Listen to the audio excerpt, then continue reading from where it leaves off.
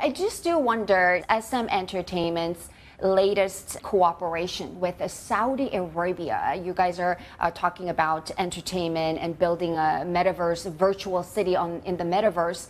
What's the draw of K-pop to the Saudis? And I wonder if that is part of the new growth driver for K-pop industry and SM Entertainment. 제가 생각할 때는 그 사우디라는 나라는 In my view, Saudi Arabia has become very future-oriented. They have the commitment to build Web 3.0 that builds its future. 그런 마인드가 충분히 있다고 보입니다.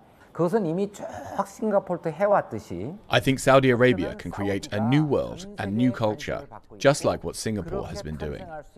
That's what Saudi Arabia thinks will be the key. And they believe that to be very important, and they have a lot of interest in how one country has made a culture that affects the whole world.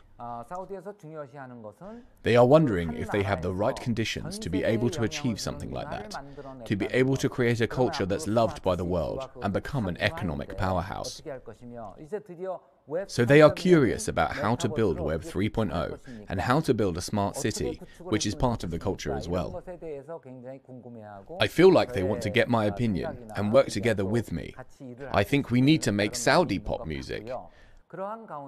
But I need to see how it will be different from K-pop, and I have certain ideas about how it should be different.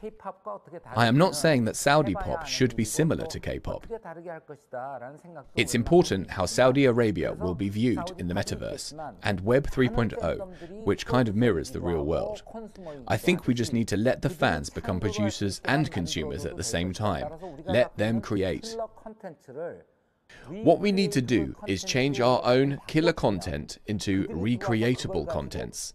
Then it will lead to more new recreated content.